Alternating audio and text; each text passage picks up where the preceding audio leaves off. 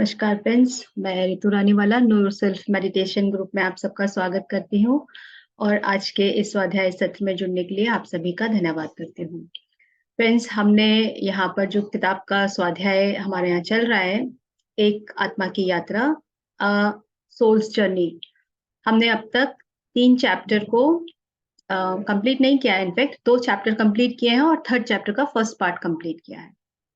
तो इस चैप्टर से क्योंकि हम ये जान रहे हैं कि क्या लॉ ऑफ रीइंकार्नेशन है, कैसे हम हमारी जो चेतना की जो स्तर है वो अलग-अलग रूप में, यानी हमारी आत्मा का जो पूरी यात्रा है, जो पूरी जर्नी है, वो हम हर चैप्टर में अलग-अलग तरीके से समझ रहे हैं। कल मीनू जी ने हमें कुछ एग्जाम्पल्स के थ्रू समझाया था कि लॉ ऑफ कर्मा यहाँ पे एक बैलेंसिंग है। जैसे हमने समझा कि जो हमने दिया है वो हमें किसी ना किसी रूप में आ जाएगा। ये एक बैलेंस है यूनिवर्स का, ब्रह्मांड का एक नियम है। तो यहाँ पे कल बहुत सारे उदाहरण से उन्होंने हमको समझाए थे। तो जिन्होंने भी ये कल का चैप्टर, जो हम लोग क्योंकि एक चैप्टर को 2 पार्ट में कर रहे हैं, जिन्होंने भी अगर मिस किया हो तो आप इस फर्स्ट पार्ट को हमारे यूट्यूब पर देख सकते हैं, नो योरसेल्फ के ग्रुप के। और आगे के चैप्टर को हम कंटिन्यू करेंगे मीनू जी के साथ। तो मैं मीनू जी को वेलकम करूंगी। Thank you so much. और आप इस चैप्टर को आगे ले जाएं। और फ्रेंड्स, यदि आपका कोई भी प्रश्न हो, अब तक जो चैप्टर्स किए हैं, तो आप जरूर शेयर कीजिएगा। यहाँ पर सज्जन सांगत्य इसी रूप में होता है। धन्यवाद। Thank you Ritu. और जितने भी यहाँ पर जूम और यूट्यूब पर जो भी पार्टिसिपेंट्स और स्वाध्याय प्रेमी जुड़े हुए हैं, सभी को बहुत बहुत धन्यवाद जुड़ने के लिए और मेरा नमस्कार। तो मास्टर्स, कल हमने जो चैप्टर शुरू किया, चैप्टर 3, कि कैसे हम एस्ट्रल ट्रेवल, जो यहाँ से हमारी शरीर की, हम भौतिक शरीर से अपना शरीर छोड़ देते हैं, उसके बाद हम एस्ट्रल ट्रेवल करके और हम एस्ट्रल वर्ल्ड में जाते हैं। तो लोअर वर्ल्ड में, यानी लोअर प्लेन में जब जाते हैं, क्योंकि हमारी जैसी इच्छाएं होती हैं, लोअर जैसी हमारी होती हैं, कि हम ग्रीड है हमारे अंदर, जो दुख होते हैं, हम दुख के होते हैं कि हम किसी से गुस्सा कर रहे हैं, एंगर है, फियर है, इस तरह के जो हमारे लोअर वाइब्रेशंस होती हैं, उसके कारण हम कैसा जीवन जीते हैं यहाँ पर, और वो हमें आगे किस तरह से हमें वहां से गुजरना होता है। तो उन्होंने बहुत सुंदर एग्जाम्पल करके हमें कल बताया था। और आज हमने जो आधा चैप्टर कल किया था, आज हम उसका पूरा करेंगे। आज बहुत ही सुंदर वर्णन है, क्योंकि आज उन्होंने जो बच्चों के बारे में पूरा एक्सप्लेनेशन किया है, कि वहां के जब बच्चे यहाँ से चले जाते हैं, उनकी दुनिया कैसी होती है, कि बच्चे जो छोटे छोटे, जो जब उनकी मृत्यु हो जाती है, या बच्चे वहां कैसा जीवन जीते हैं। तो इसको हम यहाँ पर आज उसको पूरा करेंगे। तो हम बच्चों के साथ वहां पे कितने खुश रहते हैं वो, और हम यहाँ पर दुखी रहते हैं। तो मैं अपनी पीपीटी शेयर करूंगी।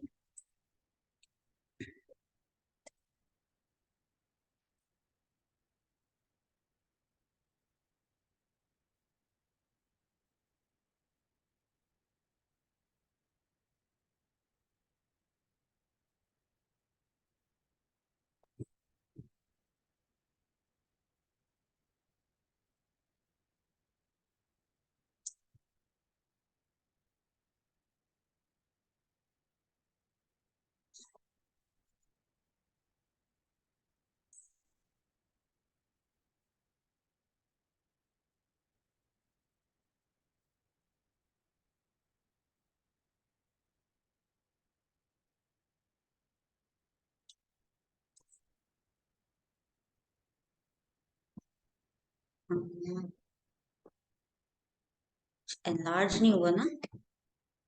नहीं, अभी एनलार्ज नहीं हुआ है। राइट। तो अभी वो कहते हैं कि आज हम आपको बच्चों की दुनिया के बारे में बताएंगे, सबसे सुंदर, सबसे सुखद, जो बच्चे भी एक भगवान ने जो बनाए हैं बच्चे, बहुत सुंदर रचना है भगवान की। क्योंकि जिस घर में बच्चों ने जो किलकारियां होती हैं, बच्चे जन्म लेते हैं, वो जानते हैं कि बच्चे कितने घर में कितना सुंदर वातावरण बन जाता है। तो ये कहते हैं इस संसार की सबसे सुंदर रचना किसी ऐसे परिवार के साथ क्रिसमस मना, क्योंकि वो वहाँ उनका क्रिसमस का है, और हम यहाँ अपने फेस्टिवल्स को याद करें, चाहे वो दिवाली हो, चाहे होली हो, चाहे अलग अलग तरह से हम बच्चों के संग एंजॉय करते हैं अपने घर में त्योहार हो चाहे ऐसे भी घर में बहुत रौनक बच्चों से ही होती है। कहती है जिसमें बच्चे ना हो यह समझना जरूरी है कि उनकी किलकारियां, शोरगुल और खेल कूद इस त्योहार को कितना सुखद बना देते हैं। तो सही बात है। और अगर वो उस घर में बच्चे ना हो तो घर कैसा बेजान लगता है, वो घर घर सा नहीं लगता। क्योंकि बड़े लोग वो उतना एंजॉय नहीं करते हैं जितने बच्चे करते हैं। और थोड़ी देर में वो कुछ बोल भी दो उनको तो वो भूल जाते हैं, तो इतना अच्छा माहौल बना रहता है।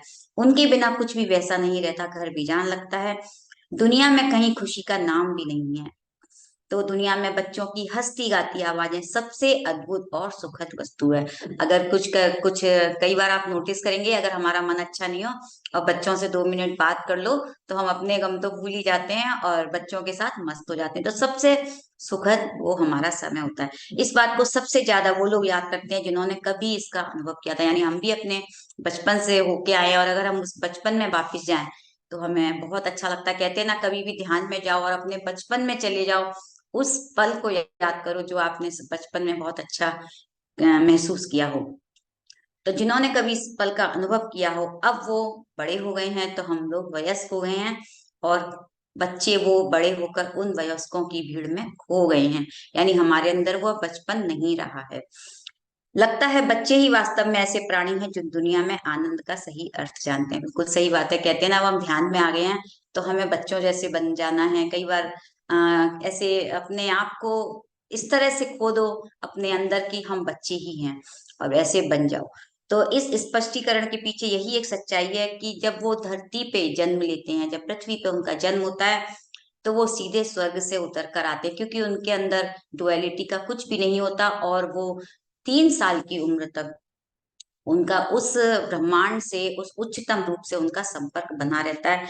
इसलिए उनके अंदर कोई भी ऐसा छल कपट या भेदभाव नहीं होता। तो वो बिल्कुल वैसे ही होते हैं जैसे कि बच्चों के अंदर, कहते हैं ना, बच्चे भगवान का रूप होते हैं, उनके अंदर उतना ही प्रेम रहता है। प्रकृति जगत से, परी लोक से, सुंदरियों के जगत से उनका नाता बरकरार रहता है। सबसे वो पूरी तरह जुड़े रहते हैं। कई बार हमने नोटिस भी किया होगा, बच्चे अकेले खेलते रहते हैं, अपने आप से बातें करते हैं। परियों के, उनको ऐसा लगता है कि वो किसी परी से बातें कर रहे हैं, किसी से बातें कर रहे हैं। क्योंकि एंजल्स भी हैं उनके, सोते में भी उनको कई बार ऐसे दिखते हैं, तो बहुत खुश रहते हैं।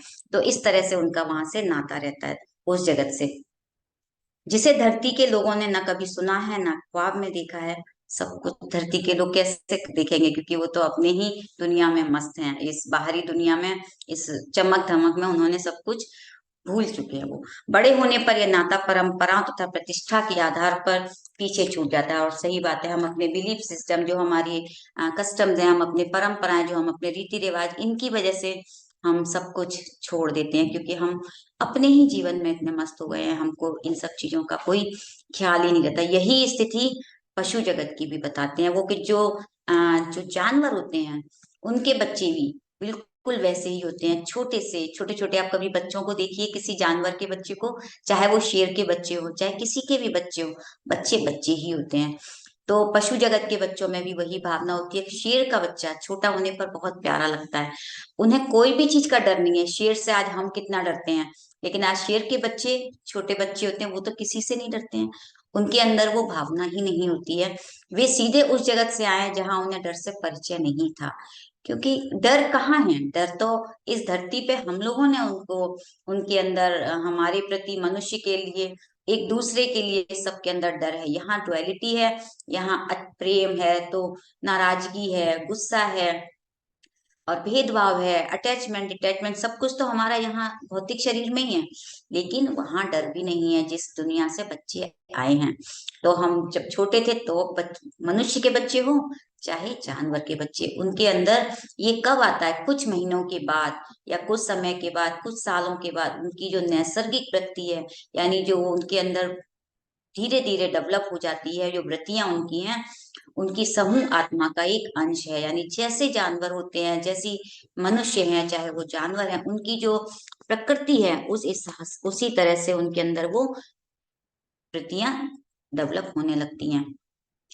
और सामने आ जाती हैं, तब डर तथा मनुष्य के प्रति वैर का भाव उनमें पनपने लगता है। इंसान से डर लगना धीरे धीरे हर तरह से ये बनने लगता है। अब वे सुरक्षित शावक नहीं रह जाते हैं, अब वो छोटे बच्चे नहीं है, अब क्या हो गए हैं, वो बड़े शेर बन जाते हैं। ऐसा माना जाता है कि सबसे अधिक दुख की बात है कि जब आदमी अपने बचपन को छोड़कर एक रोचक अवस्था में पहुंच जाता है, यानी अब मनुष्य जब अपना बचपन छोड़ दिया उसने, तो वो क्या हुआ, अब वो एक बड़ा बन गया। यानी बचपन जो होता है वो हमारा सबसे सुंदर है, सुंदर रचना है। अब 3 साल की अवस्था तक तो हम जब छोटे थे तब तो हम बच्चे थे, हमारा उससे जुड़ाव था। किंतु कहते हैं कि लगभग 3 साल की अवस्था तक अब वह शिशु नहीं रह जाता। ये वहां के लिए बता रहे हैं कि जब हम 3 साल के होते हैं तो हमारे अंदर बचपन तो है, लेकिन हम बड़े भी हो जाते हैं। कई बार होता है ना, बहुत छोटे बच्चे बच्चे नहीं रहते हैं, बड़े हो जाते हैं। उनका शैशव आयु से नहीं निर्धारित होता है। कुछ बच्चे स्कूल जाने तक शिशु ही रहते हैं, यानी कई लोग होते हैं ना, छोटे बच्चे हैं तो बच्चे हैं। कुछ लोग बड़े होकर भी बच्चे रह जाते हैं। कई आपने लोगों को देखा होगा कि उनके अंदर कितना बचपन होता है। तो कुछ तो किशोर अवस्था तक भी बच्चे बने रहते हैं। कई बार बड़े बड़े लोग भी, हम लोग कहते हैं क्या उसके अंदर बचपना है, अभी तक वो बड़ा नहीं हुआ है। तो जो विकास के मूलभूत नियमों से अपरिचित हैं, जिनको ज्ञान नहीं है विकास का कि कैसे हमारे अंदर विकास होता है, तो एक एग्जाम्पल भी उन्होंने बताया है कि उनके लिए है ये कि किसी बच्चे की जब मृत्यु बिल्कुल बेमानी, क्योंकि उन्हें लगता है कि अगर बच्चे को जीवन शुरू होते ही चले जाते हैं, अगर किसी बच्चे की मृत्यु हो जाती है जिस घर में, तो उनको ऐसा लगता है कि हमारे घर से बच्चा चला गया है ना, तो ये उनके साथ अच्छा नहीं हुआ है, बच्चा डेवलप नहीं हो पाया, उसका विकास रुक गया है। ये सब वो उन नियमों को नहीं जानते हैं, वो इस नियमों से अपरिचित हैं। उनके लिए किसी बच्चे की मृत्यु ऐसा लगता है कि अच्छा नहीं हुआ है, गलत हुआ है। क्योंकि अगर कोई बच्चे का जीवन शुरू होते ही वो चला गया, तो पैदा ही होते क्यों मर गया, माँ बाप को बहुत तकलीफ होती है। क्यों ऐसा होता है उनके साथ, माँ बाप इतने दुखी होते हैं, परेशान होते हैं। तो जो लोग विकास की प्रक्रिया का अध्ययन कर रहे हैं, यानी जो समझते हैं इन चीजों को, आज हमको इस पुस्तक के द्वारा भी ये ज्ञान दिया जा रहा है कि आज हमको भी समझना चाहिए कि अगर कोई बच्चा अब जल्दी मर गया है तो उसकी ग्रोथ नहीं रुकी है, वो उस वर्ल्ड में भी उसकी प्रगति होती ही रहती है। तो यहाँ हम जानेंगे कि वे जानते हैं बच्चा भी एक जीव है, इस दुनिया में कुछ अनुभव पाने, अपने भाग्य को भोगने के लिए आया है। अगर उसकी छोटी अवस्था में मृत्यु हो जाती है तो उसे थोड़ा अनुभव ही मिल पाता है, और जीवन त्यागने के बाद बहुत जल्दी ही वो सीख लेता है। यानी इस शरीर को त्यागने के बाद भी अगर वो दूसरे यानी एस्ट्रल वर्ल्ड में जाता है तो वहां भी वो सीख रहा है, उसकी प्रगति रुकी नहीं है, वो और जल्दी सीखता है वहां पर। तो यहाँ पर ये उन्होंने कहा इस बात की अधिक संभावना है। लोग समझते हैं ना कि अगर मर गया है तो उसकी वो कैसे उसकी ग्रोथ रुक गई है, उसका जन्म में जो उसको सीखना था वो नहीं होगा, ऐसा नहीं होता है। उसके सीखने की संभावना और ज्यादा हो जाती है, क्योंकि जल्दी मर गया है तो बहुत जल्दी दूसरा जीवन जीने के लिए वो फिर आता है। यानी वो फिर से जन्म लेगा अपना, और भी जो सीखना होगा। वे यही नहीं, वे मानते ही नहीं है उसके उनके माता पिता की जल्दी मृत्यु हो जाने के कारण उसका कोई नुकसान हुआ है। वो नहीं मानते, वो तो सोचते हैं उसका नुकसान हो गया है या उन्हें कोई कष्ट हो रहा है। अगर सामान्य लोग ये बात समझ लें तो ये दुनिया कितनी आनंदमय हो जाएगी। यानी हमें इसको बहुत गहराई से अच्छी तरह समझना है। तो ये जो दुख है धरती पर, इतना के बच्चे जिनके चले जाते हैं, वो माता पिता अपने आप को दुखी कर लेते हैं, उनको ये समझना होगा। जब एक बच्चा दूसरी दुनिया में जाने वाला है, उसका नामकरण संस्कार भी करना चाहिए। तो ये इस पुस्तक में उन्होंने ये बताया है कि अगर कोई बच्चा चला गया है तो उसका नामकरण संस्कार करें, इससे वह एक पवित्र भ्रातृत्व संघ का सदस्य बन जाता है, और उसे एक आवश्यक सुरक्षा प्रदान करता है। यानी और उसे कुछ विशिष्ट प्रभाव व तरंगे नुकसान होने से बचाती है। तो उस बच्चे के लिए इस तरह की करने चाहिए। जब बच्चे सूक्ष्म जगत में पहुंचते हैं तो वहां उन्हें कल्पनीय सुखी जीवन मिलता है। तो ये जब बच्चे चले जाते हैं उसके बाद उनको क्या क्या वहां मिलता है, ये बहुत ही सुंदर वर्णन है। क्योंकि वहां किसी चीज की रोक टोक नहीं है। यहाँ माता पिता कितना रोक टोक करते हैं अपने बच्चों को, बेटा ये मत करो, तुमने ये क्यों छू लिया, सारे दिन ऐसे लेके क्या बैठे रहते हो, तुम पढ़ाई करो, तुमको अभी खेलने नहीं जाना है। हम कितना बच्चों को रोक रोकते रहते हैं, हर चीज में उनके साथ रोक टोक करते हैं। लेकिन जब वो इस दुनिया को छोड़ के जाते हैं तो वो वहां ज्यादा खुश रहते हैं, क्योंकि वहां उनको कोई रोकने टोकने वाला नहीं है, कोई उनको ये नहीं कहने वाला है, उनको डांटने वाला वहां कोई नहीं है, उनकी देखभाल करने वालों की वहां कमी नहीं है। वहां इतनी माएँ हैं, क्योंकि यहाँ तो एक ही माँ मिलती है वहां, क्योंकि वहां ऐसी बहुत सी माएँ हैं जो धरती से जा चुकी हैं और बाल्यकाल में मृत्यु का ग्रास बने बच्चों की देखभाल के लिए हमेशा उत्सुक रहती हैं। वहां पर बैठी हैं कितनी माएँ, उनका इंतजार कर रही हैं, उनको प्यार देने के लिए, उनको सिखाने के लिए, उनको हर चीज की कला जो भी वो बच्चे सीखना चाहते हैं उसको उनको बताने के लिए, और उनका विकास भी होता है वहाँ। ऐसा नहीं है, जो भी हमने कल भी जाना था, जितनी भी आत्मा यहाँ से ऊपर जाती हैं वो वहां सीखती हैं और उनका वहां विकास होता है। कभी भी आत्मा का विकास नहीं रुकता है। तो उनमें अब भी वही ममत्व की भावना होती है, जो सोल उन बच्चों के लिए सेवा, बच्चों को प्यार देती है, उनके अंदर बहुत प्रेम होता है, जैसी उनमें धरती पर रहते हुई थी। यानी हम धरती पर अपने बच्चों को प्यार करते हैं कि ये सिर्फ मेरा बेटा है, मैं ही इसको पूरा प्यार करूंगी, वहां ऐसा नहीं होता है। वहां तो बहुत सारे बच्चे हैं, बहुत सारी माएँ हैं, वो उतना ही प्यार वहां के बच्चों को भी देती हैं। और वहां ना कोई गरीबी है कि मेरे बच्चे को कोई कमी होगी, ना वहां पर कोई बच्चे बीमार होते हैं, ना भोजन की कमी है। तो इस तरह की वहां समस्याएं भी बच्चों के लिए नहीं आती है। और नींद तो होती नहीं है, इतना समय होता है कि बच्चों के संग बस खेलते रहो, उनको सिखाते रहो। तो धरती पर हम हैं तो हमें सोने का भी समय हमारा कम हो जाता है सोने से, किंतु नींद की आवश्यकता नहीं होती है। इसलिए जब ये बच्चों की देखभाल करती हैं, कि अपना लेती हैं उनको कि मैं इन बच्चों की देखभाल करूंगी, उनके पास समय की कभी कोई कमी नहीं होती है। वे न केवल उन बच्चों की देखभाल करती हैं बल्कि उनका मनोरंजन भी करती हैं। तो देखिए यहाँ आप देख सकते हैं पिक में कितने शैतान बच्चे हैं, और वो सोती हुई माँ को परेशान कर रहे हैं। तो क्या करेगी माँ? बच्चों को तो थप्पड़ मार देगी। लेकिन यहाँ उनके साथ ऐसा नहीं होता है। तो बच्चों की देखभाल करना है उनका, यही उनको वो बहुत पसंद होता है। वे न केवल उन बच्चों की देखभाल करती हैं बल्कि उनके मनोरंजन और शिक्षा का भी ध्यान रखती हैं, उनको हर चीज की कला सिखाती हैं, चाहे वो म्यूजिक हो, चाहे आर्ट हो, चाहे पढ़ाई हो, और उनके साथ पूरा समय बिताती हैं। इतने खुश रहते हैं वो लोग वहां पर, किंतु उनके पास समय की भी कमी नहीं है। आज हमारे पास कितना समय कम हो गया है, अभी मेरे पास टाइम नहीं है, माँ जॉब कर रही हैं, समय नहीं अपने बच्चों को दे पाती हैं, तो बच्चे फिर मोबाइल और टीवी में लगे रहते हैं। लेकिन उस जगत में जाकर बच्चे बहुत खुश रहते हैं। तो इसलिए आज अगर ऐसा कोई अनुभव है किसी का, या आप किसी अपनों को जानते हैं, तो उनको ये चीज बताएं कि वो दुखी ना हो। तो वे बच्चों का संसार के सौंदर्य से परिचय कराती हैं। जो माएँ हैं वो बच्चों को बताती हैं कि बहुत सुंदरता है यहाँ पर, तुम यहाँ पर सब कुछ सीख सकते हो। ऐसी शिक्षा बच्चों के मन पर प्रभाव छोड़ती है। जब वो सिखाएंगे बच्चों को तो बच्चे सीखते हैं, उनकी भी ग्रोथ होती है, उनका डेवलपमेंट होता है, और अगले जन्म में उसके लिए जीने की एक कलात्मक रूप प्रस्तुत करने का कारण बनती हैं।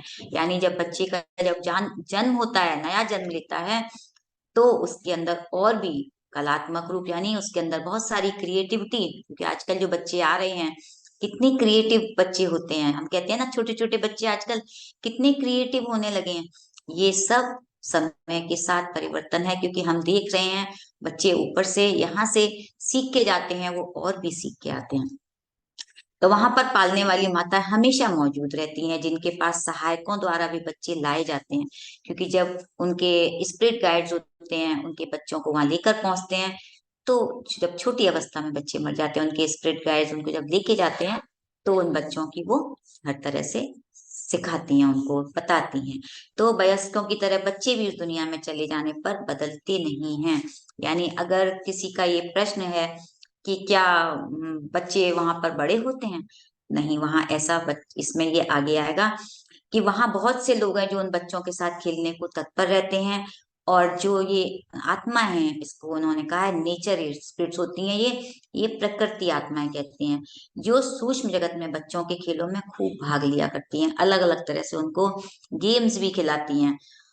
एक कल्पनाशील बालक कल्पना में अपने चारों तरफ परीलोक की कहानियों में वर्णित वातावरण में अपने को घेर लेता है।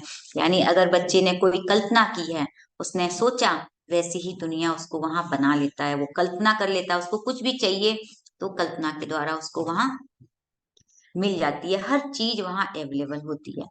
और सब कुछ उसके विचारों से साकार हो जाता है। जब तक बालक की कल्पना में एक चीज रहेगी, तब तक चीज उसके सामने प्रस्तुत रहेगी। अगर यानी उसके मन में वो चीज है, उसके विचारों में, तो वो चीज वहां से नहीं जाएगी, उसके सामने वो बनी ही रहेगी।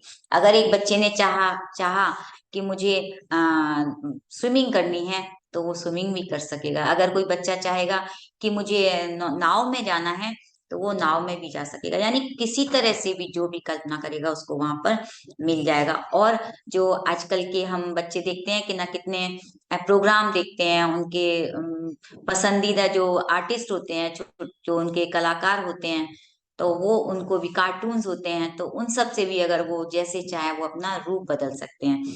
तो इसमें एक उन्होंने ये इस पिक में आप देख सकते हैं कि जो कहानी होती है, बच्चे छोटे छोटे, हम लोग स्टोरी पढ़ते हैं बच्चों के सामने, तो वो अपने नायकों को बहुत पसंद करते हैं।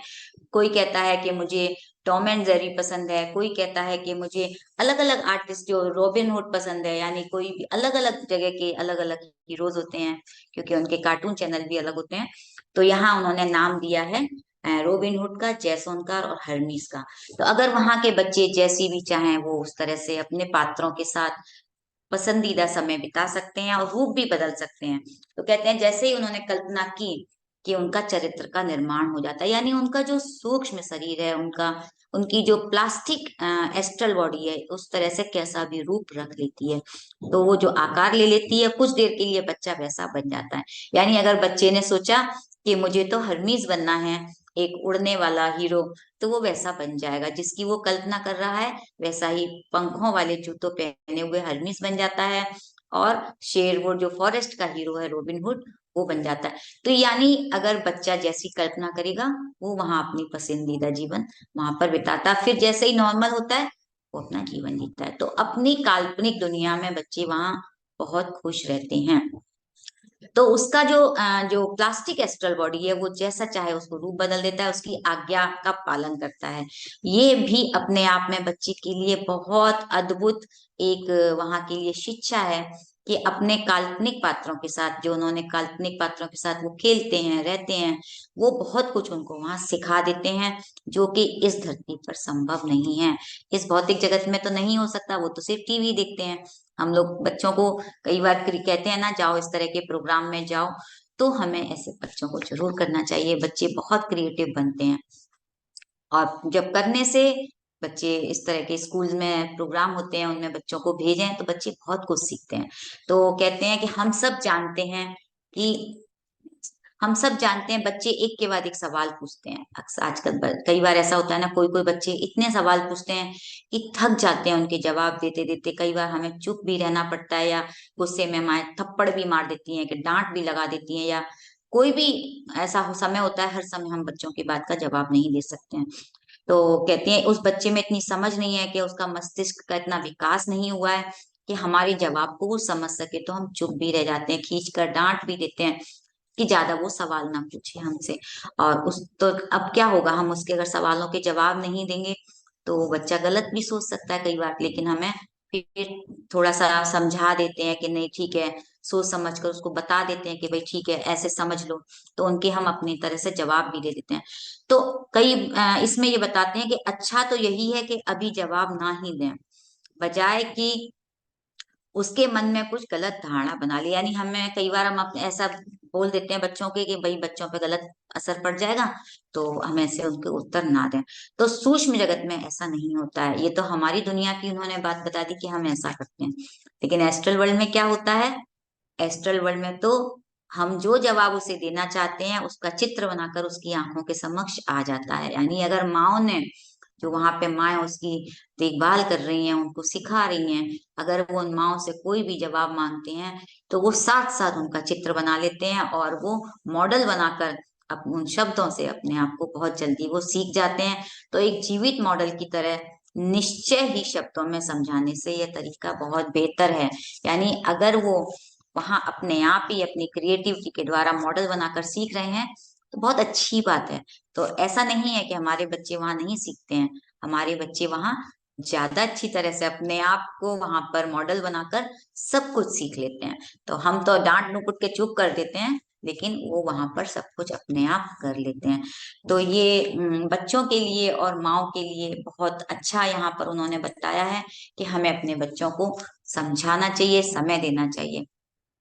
और उन्होंने एक इस तरह की कहानियां जो स्टोरी के उदाहरण के साथ भी बताया है कि किस प्रश्न किया जा सकता है कि क्या ये बच्चे अपने माता पिता या मित्र तथा साथियों को याद नहीं करते जो इस धरती को छोड़कर चले जाते हैं, क्योंकि माता पिता तो यहाँ बहुत दुखी रहते हैं। तो क्या वो अपने मम्मी पापा को याद नहीं करते? वो तो अपनी लाइफ में एंजॉय कर रहे हैं, सब कर रहे हैं। तो क्या है इसका? उन्होंने जवाब दिया है, नहीं करते। इसका कारण भी है, हम सभी सोते समय उस दुनिया में होते हैं, क्योंकि हम तो इस भौतिक शरीर में हैं, इस भौतिक जीवन में हैं, कि हमारे लिए बच्चे वो मर चुके हैं। वे माता पिता जो बच्चे को खो देने के कारण दुखी हैं, उस समय उसे अपनी आंखों के सामने पाते हैं। यानी सोने के बाद उस एस्ट्रल वर्ल्ड में हम अपने बच्चों से वहां मिलते हैं, उन बच्चों से वो माता पिता मिलते हैं। सोने के तुरंत बाद अपने भौतिक शरीर से बाहर निकलकर वे वहां पहुंच जाते हैं और अपने बच्चे से बात कर पाते हैं। जो भी माता पिता हैं अपने बच्चों से मिलते हैं, बात कर पाते हैं, जो भी उनके साथ खेल पाते हैं, उनको कुछ सिखाना चाहते हैं, वो सिखा भी सकते हैं। और फिर जब उनकी नींद खुलती है तो एक तक तो वो सब कुछ भूल जाते हैं, फिर वो वापस इसी दुनिया में आ जाते हैं। अब उन्होंने, जब बच्चों ने, तो बच्चे तो मिल लिए अपने माँ बाप से और माँ बाप भी मिल लिए, तो उस दुनिया में मिलकर आ गए। लेकिन जब इस दुनिया में जब वो वापिस लौट कर आए, सोने के बाद जब जागते हैं, तो वो याद नहीं रख पाते हैं, सब कुछ भूल जाते हैं, क्योंकि मृत्यु के बाद बच्चा सामान्य माता पिता को नजर नहीं आता। क्योंकि हम अपनी आंखों के सामने जो हमारे चर्म चक्षु है, हम तो बस इसी को सुख समझते हैं ना। हमें बच्चा नहीं दिखाई दे रहा है तो हम फिर दुखी हो जाते हैं, क्योंकि उनके पास वो दिव्य दृष्टि नहीं है। बच्चा माँ बाप को देख पा रहा है, लेकिन माँ बाप बच्चे को नहीं देख पाते। तो वह सदा उन्हें देख पाता है, उनके भौतिक शरीर का जो जो शरीर है, छाया शरीर है, वो उनको देख सकता है। और माता पिता विलाप कर रहे होते हैं, बच्चा तो, मेरा बच्चा मर गया, और बच्चा उनके पास में ही खड़ा रहता है। बच्चे को तो पता है कि वो उसके माँ बाप हैं, हर तरीके से वो कोशिश करता है अपने माँ बाप से बात करने की, मिलने की। कई बार महसूस भी करते हैं कि मैंने अभी अभी ऐसा देखा, बच्चा यहाँ था। तो उतना उनके अंदर उतनी ऊर्जा नहीं होती है कि उस बच्चे को देख सके, ना दिव्य दृष्टि होती है। लेकिन बच्चा अपनी तरह से कोशिश करता है। बच्चे को लगता है माँ बाप पागल हुए हैं क्या, क्यों रो रहे हैं, मैं तो यहीं पर हूँ, क्यों रो रहे हैं, अरे वो नहीं जानते, मैं तो उन्हें देख सकता हूँ। तो इस तरह से वो उसको नहीं देख पाते हैं। तो ये सब भी बच्चे जो चले जाते हैं, उनके माता पिता को इन चीजों के लिए समझना है। एक सवाल बार बार पूछा जाता है, क्या सूक्ष्म जगत में रहते हुए बच्चे बड़े होते हैं? कि बच्चे देख तो सकते हैं, मिल सकते हैं, तो क्या वो बड़े भी होते हैं समय के साथ? इस सवाल का जवाब देना बहुत ही हमेशा ही मुश्किल है। अगर बच्चे से पूछा जाए, जो बच्चा यहाँ से चला गया है, उस दुनिया में है, सूक्ष्म एस्ट्रल वर्ल्ड में है, तो उससे अगर पूछा जाए तो वो तो कहेगा, हाँ मैं तो काफी बड़ा हो गया हूँ, मैं पहले से बहुत बड़ा हो गया हूँ, जितना समय बीत गया है वो उसको समझ सकता है। लेकिन जैसा कि मैंने पहले भी बताया, सूक्ष्म शरीर मृत्यु के बाद विकसित नहीं होता है। यानी जैसा शरीर यहाँ से मृत्यु के बाद छोड़ के जाते हैं, वो शरीर का विकास नहीं होता है। बस वो अपना, जैसे उन्होंने कोई अपना रूप बदल लिया, प्लास्टिक जो एस्ट्रल बॉडी है वो कर लिया, सीख लिया, वो वैसे के ही वैसे, लेकिन उनका मानसिक विकास होता है, शारीरिक विकास नहीं होता है। तो आगे भी यही सीखता रहता है, मन शरीर तो उतना ही रहता है, मगर वो वहां से जाकर सीखता रहता है। जितना उस बच्चे की मृत्यु के समय था, वैसा ही विकास तो भौतिक शरीर का होता है।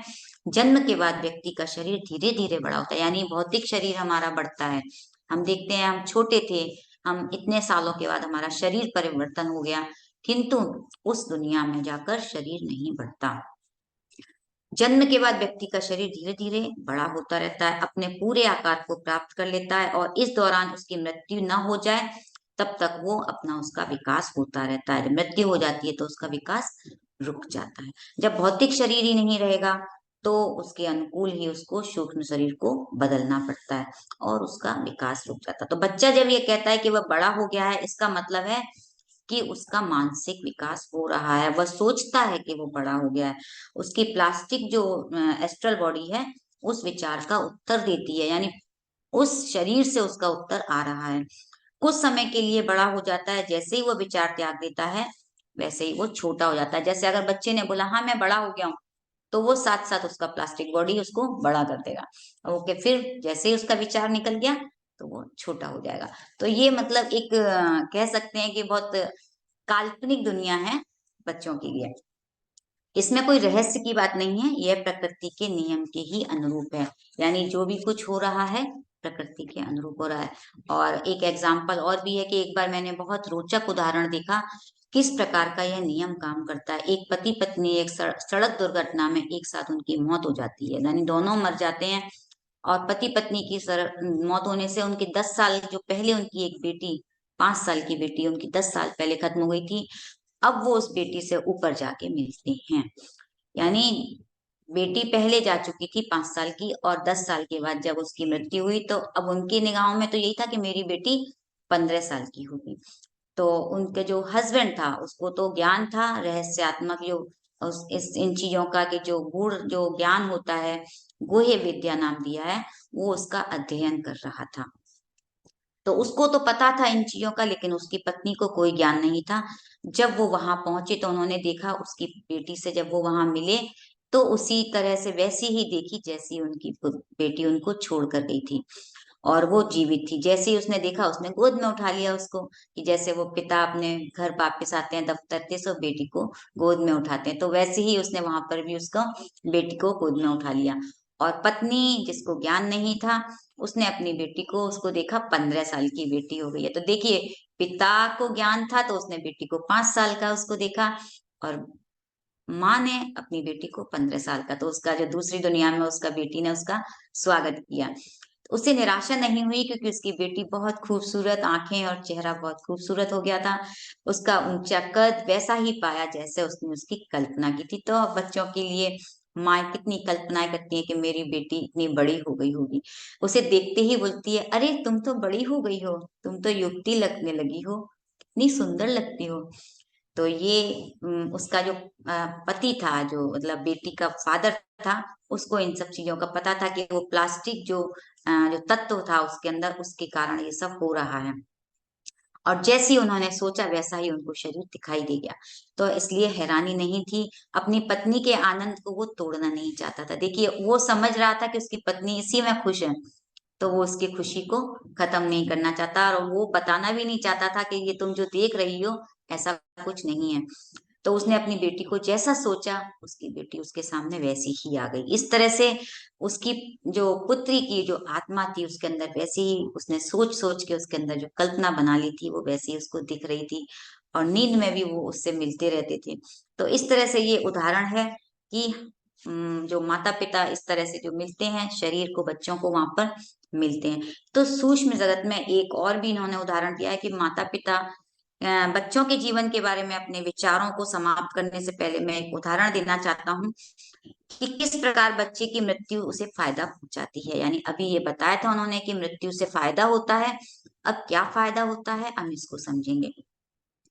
एक पति पत्नी विवाह के बाद काफी खराब हालत में रह रहे, यानी अगर किसी बच्चे की मृत्यु हो गई है और माता पिता सक्षम नहीं है, उनके पास इतना धन नहीं है, और उनका बच्चा चला गया है, तो वो कितने दुखी होंगे। तो एक बच्चे की चाह रखते थे, समय बीतने पर उनके घर एक बेटा हुआ, केवल 2 साल तक ही वो जिया। अब माता पिता शोक से इतने दुखी हो गए बच्चे के जाने के बाद कि कोई भी वस्तु, कोई भी व्यक्ति उनको उनको वहां अच्छा नहीं लगता था, बस अपने ही शोक में डूबे रहते थे। जो भी उनका सुखमय जीवन था सूना और खाली हो गया, घर का वातावरण पूरा उदासी भरा हो गया।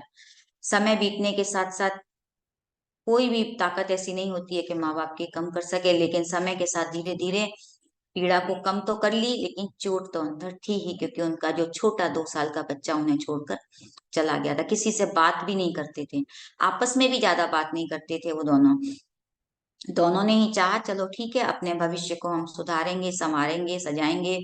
बच्चा छिन गया, कोई बात नहीं, दुख बहुत गहरा था, मन में तो कुंठा थी, किंतु भगवान ठीक है, भगवान कभी तो हमारे ऊपर कृपा करेगा। भगवान ने ऐसा क्यों किया, एक सवाल तो उठता ही मन के अंदर कि भगवान ने उनके साथ ऐसा क्यों किया। तो इस दुख का दोनों पर अलग अलग असर हुआ। स्त्री अपने कर्तव्य निभाती रही, उम्मीद करती रही एक दिन भगवान उसको दूसरा बच्चा देगा, यानी उसको दूसरे बच्चे की आस थी। पुरुष ने खुद को अपने व्यापार में पूरी तरह से झोंक दिया। यानी उसने इतना अपना दुख को खत्म करने के लिए इतना काम किया कि जो उसकी इतना सक्षम नहीं था उस बच्चे को पालने के लिए भी, वो उसने बहुत पैसा कमाया। और इस बच्चे की मृत्यु के 5 साल बाद उनके एक बेटा फिर से हो गया, और वो इतने खुश हो गए। असल में ये वही जो उनका बेटा उनको छोड़ के चला गया था, वही आत्मा उसकी फिर से उसने जन्म लिया था।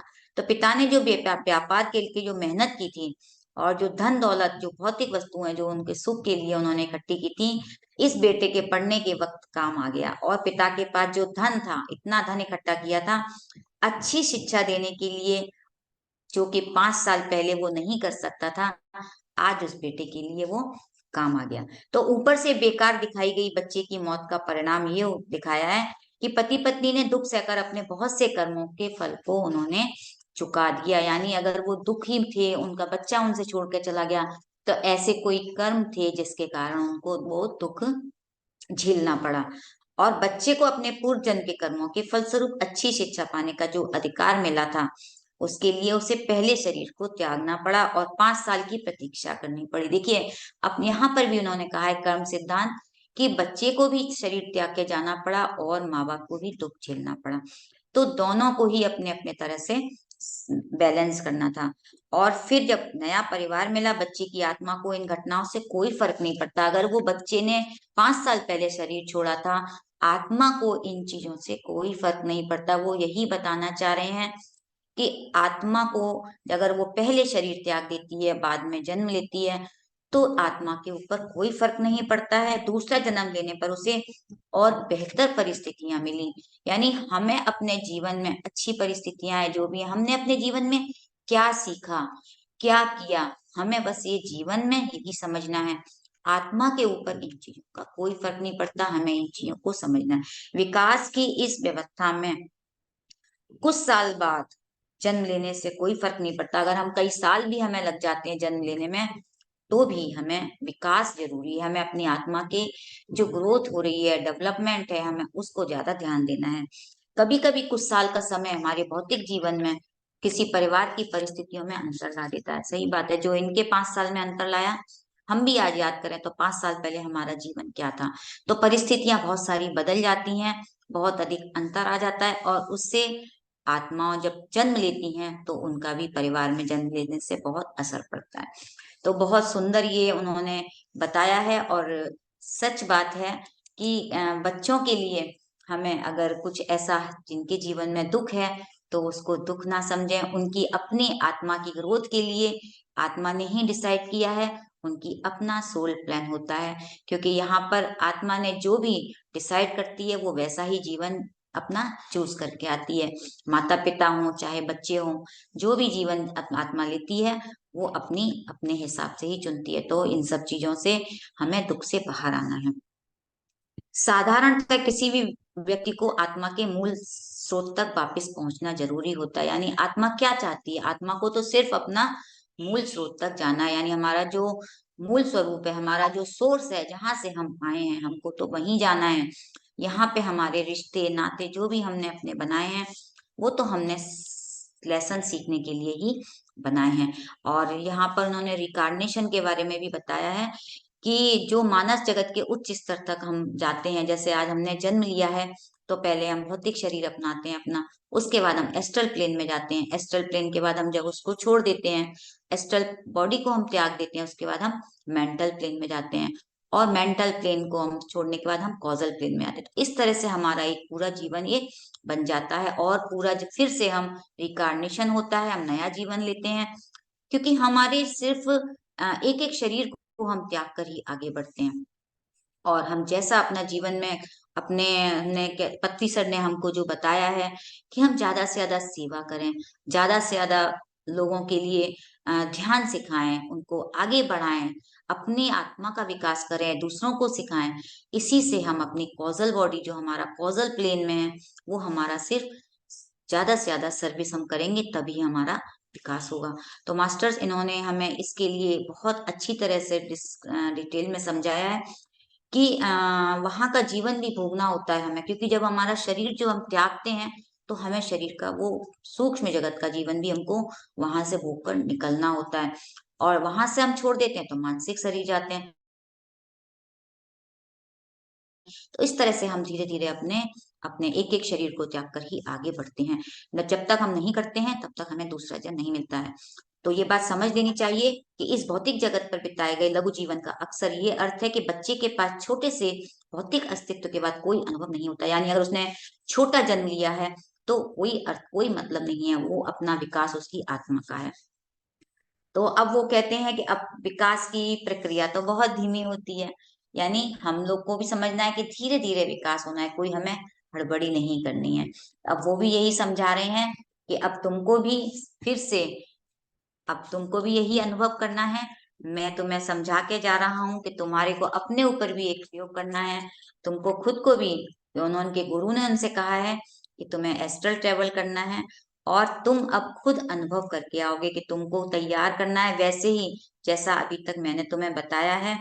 सब कुछ याद रखना, अगर याद रख पाना ही जरूरी है कि जो तुम करोगे देखोगे जब तुम अपने शरीर से बाहर होगे। तो कल सुबह मैं इस कारण यहाँ नहीं आऊंगा क्योंकि वो हर बार आते थे, उसको बताते थे, सब कहानी समझाते थे, लेकिन अब तुम इनके नोट्स बनाओ, समझो, उसको अच्छी तरह पढ़ो, और तुम खुद अब एस्ट्रल ट्रेवल करो। जबकि मैं तुम्हारी इसमें हेल्प करूंगा एस्ट्रल ट्रेवल करने में, क्योंकि वो कहते हैं आज तुम वो, उनको पता था कि वो, क्योंकि वो आचार्य थे, उनको सब कुछ पता था कि कहते हैं आज या कल तुम मांसाहार मत करना। क्योंकि मास्टर्स यहाँ देखिए इस चीज से हमें सीखना चाहिए, ना मांसाहार करना, ना शराब को हाथ लगाना। मैं जानता हूँ तुम प्राय थोड़ा बहुत मीट खाते हो और कभी कभी मदिरा भी लेते हो, तो थोड़ी सी भी अगर तुमने मदिरा को ले लोगे तो मुश्किल हो जाएगी, क्योंकि जो हमारी एस्ट्रल बॉडी है वो वापस आने में परेशानी हो सकती है। तो इसलिए तुमको इसका ध्यान रखना है, और जरूरी नहीं कि ऐसा पूरी तरह सफलतापूर्वक हो जाए, लेकिन हम फिर भी कोशिश करेंगे। और मेरे गुरु इस बात के लिए राजी हैं, उन्होंने मुझसे कहा है कि तुमको एस्ट्रल ट्रैवल का एक्सपीरियंस खुद करना है, और अपने कमरे में जाने के लिए कहते हैं कि तुम इस समय पे सो जाना, और पूरी तरह से उनको उनकी तैयारी करके देते हैं कि एक गोली खाने को भी देते हैं कि जिससे तुम अच्छी तरह से अपनी नींद ले लोगे और अपने एस्ट्रल ट्रैवल कर सकोगे। तो ये कहते हैं सबसे पहले तो मैं ये देखकर बहुत हैरानी होगी कि तुम बिस्तर पर लेटे हो। ये जो मास्टर जब एस्ट्रल ट्रेवल करते हैं ना, तो हमें पहले खुद को देखना होता है कि यहाँ से ही शुरुआत होती है कि खुद को देखना कि मेरा शरीर लेटा हुआ है और धीरे धीरे मेरा सूक्ष्म शरीर बाहर हो रहा है। तो जब भी हम ध्यान में भी जाते हैं अगर एस्ट्रल ट्रेवल के लिए, तो हमें अपने धीरे धीरे उस शरीर को ऐसे देखना चाहिए कि मेरा सूक्ष्म शरीर बाहर जा रहा है।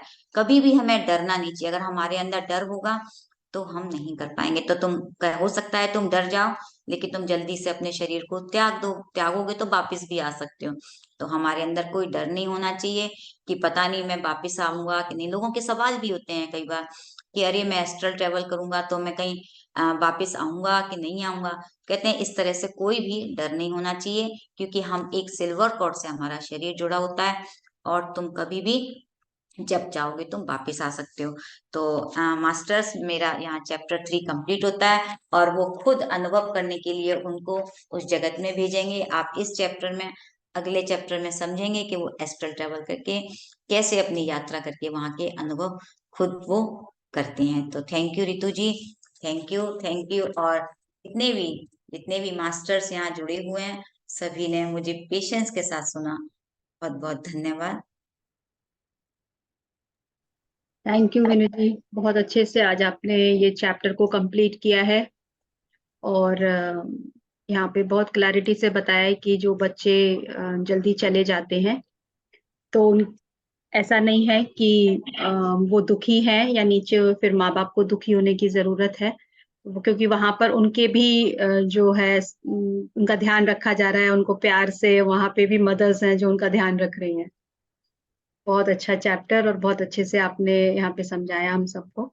सो फ्रेंड्स, यदि आप लोगों का आज के चैप्टर से रिलेटेड कोई प्रश्न हो तो आप पूछ सकते हैं मीनू जी से।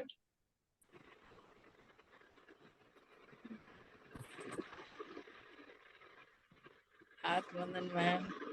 आत्मन सुनीता जी। मैम मैं कह रही जो हम लोग जब ध्यान में आ गए हैं, स्वाध्याय कर रहे हैं, तो ये सब समझ में आ रहा है।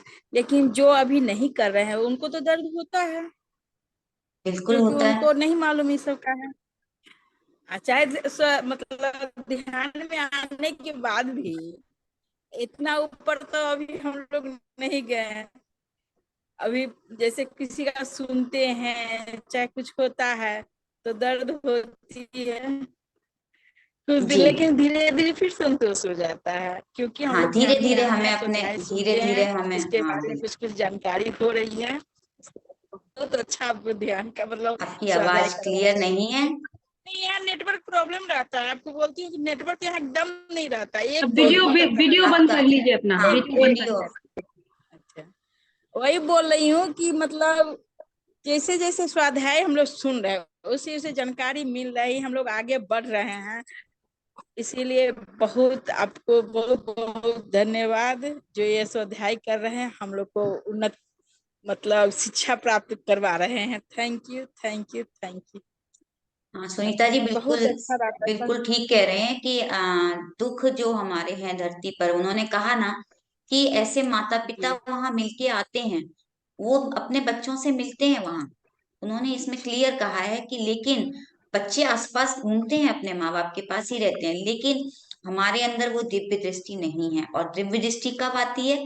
जब हम ध्यान में आते हैं। तो उन्होंने ये अच्छे से समझाया है कि हम अपनी दिव्य दृष्टि से उनको देख सकते हैं, और एस्ट्रल ट्रेवल करेंगे, उनसे मिलेंगे।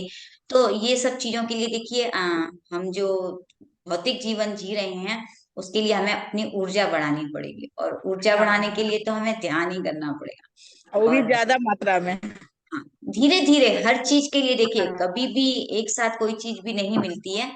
हम जैसे हाँ जैसे आज ध्यान में आए हैं, हमें भी नहीं इतना ज्ञान था। हम आज भी इतनी आसानी से, कई दुख ऐसे होते हैं, हम दुखों में भी आ जाते हैं, क्योंकि ये तो इमोशंस है हमारे।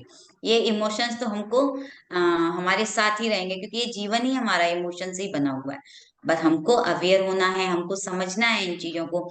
और स्वाध्याय के द्वारा जितना भी हमें पति सर ने ये सब किताबें बताई हैं, इनके द्वारा हम सीख रहे हैं, आगे बढ़ रहे हैं। बस ऐसे ही हम सीखते जाएंगे, और लोगों को भी बताएंगे, जैसे अवेयर होते रहें। क्योंकि मृत्यु के मैम, बाद फिर जीवन, भी मृत्यु मतलब के बाद घर में। जीवन है, क्योंकि हम इसको यहीं पर आखिर समझ लेते हैं। हमें यही समझना है कि मृत्यु के बाद हाँ जीवन है। जब हम इसको समझेंगे तो हम दुखी नहीं होंगे। और ऊपर से हम उतना ही सोल प्लान करके आए हैं। अभी ये भी था कि बच्चे हों चाहे बड़े हों, हम सभी उतना जीवन जो सोच कर आए हैं कि हमें जीवन में यही लेसन्स लेने हैं, ये सीखना है। तो जैसे जैसे हम इन चीजों को सीखेंगे, समझेंगे, अवेयर होते जाएंगे, तो दुख हमारे अपने आप ही कम हो जाएंगे। हम, ऐसा नहीं है कि ध्यान से पहले हम लोग नहीं सोचते थे यह मेरे साथ ऐसा क्यों हो रहा है, हम क्यों इतने दुखी हैं, हमारे घर परिवार वाले हमसे ऐसा क्यों कहते हैं। क्योंकि जब हमने सोल प्लान पढ़ा, जो हमने सोल्स गिफ्ट पढ़ी, नीता भोजवानी मैम के, जो मैंने फर्स्ट टाइम सुना था, सच में मैं आज भी कहूंगी, उस पुस्तक, उस वीडियो ने मेरे अंदर जो परिवर्तन आया, मैं बहुत ग्रेटफुल हूँ मैम। Thank you. तो नेक्स्ट कोई भी मास्टर हो, हम लोग मैम, सभी। अभी भी इतना आगे। हाँ, अब अभी भी जैसे ध्यान में आए हैं, ज्ञान हो रही अभी भी, लेकिन हम लोग फिर करने लगते हैं। जब घर में अपने आदमी कुछ करते हैं तो तकलीफ हो जाती है, नहीं चाहते हुए भी। निजी मतलब जिसमें निजी अपने खास आदमी के द्वारा कुछ किया जाता है, उससे तकलीफ हो जाती है। हाँ तो होती दर्द ही क्यों है, नहीं निकल क्योंकि पाता है। नहीं तो हमें बस यही तो है ना, जब भी कोई दुख आया है या कोई जीवन में, तो यही है कि हमें उसको देखना है कि वो दुख आ रहा है, आप थोड़ा देर के लिए शांत रहें, आप ध्यान में बैठ जाएं। कई बार ऐसा होता है ना, हमें नहीं, कोई इमोशन इतना हावी हो जाता है हमारे ऊपर, तो हमें उसको रिएक्ट भी नहीं करना है। जैसे मेरे को कोई गुस्सा आ रहा है बहुत तेज, तो हमें जरूरी नहीं है कि हम उसको गुस्सा करके दिखाएं। आ रहा है, आने दीजिए, इमोशन है, निकल जाने दीजिए। कई बार हमको उसको दबाना भी नहीं चाहिए, क्योंकि लुईहे ने भी यही कहा है कि अपने इमोशन को मत दबाइए। तो हमें कौन सा इमोशन हमारा किस समय बाहर निकल के आ रहा है, हमको अपने इमोशन पे भी काम करना है। जी रितु जी। वही है कि जैसा हम नहीं है, उस टाइप के उसके मतलब वैसा किया जा रहा है कि जैसे हम किसी के प्रति जलन नहीं कर रहे हैं। इतना तो आप समझ ही गए कि जलना नहीं है, किसी से नफरत नहीं करना है, गुस्सा नहीं करना है, बेवजह से मतलब झंझट में नहीं पड़ना है। और फिर भी वही फील कराया जा रहा है कि आप इस तरह के हैं, तो हो जाती है फिर, लेकिन थोड़ा देर में फिर अस्थिर हो जाती है, ऐसा नहीं कि नहीं होती हो, तो वो थोड़ी देर के लेकिन लिए जो दर्द होता है ना, होने के बस बाद वो आधा एक थोड़ी, घंटा ये के जो बाद चाहे 5-10 हो वाइब्रेशंस है जाता है ना, कि नहीं हो रहा है। आप कुछ समझ पा रहे हैं रितु जी क्या बोल रहे हैं वो? सुनीता जी, मैंने आपको दो सेकंड के लिए म्यूट किया है क्योंकि आपकी साइड से थोड़ा डिस्टरबेंस हो रहा था। मैं आप फिर से अनम्यूट कर लीजिएगा आप अपने आप को। तो मेरा एक मानना है कि जब भी हम किसी रास्ते पर चल रहे हैं तो ऐसा नहीं है कि हमें उस रास्ते पे गड्ढे नहीं मिलेंगे या हमें कोई जर्क नहीं आएगा। तो हम जिस तरीके से ये मान के चल रहे हैं कि अभी तो हम ध्यान कर रहे हैं तो अब सब कुछ स्मूथ होगा। स्पिरिचुअलिटी, आपका जो ये पूरा रास्ता है, हमारा जो आध्यात्मिक ज्ञान है, हमारी जो आध्यात्मिक यात्रा है, ये ऐसा नहीं है जैसे हम ये समझें कि रेडी टू ईट। ये ऐसा नहीं है।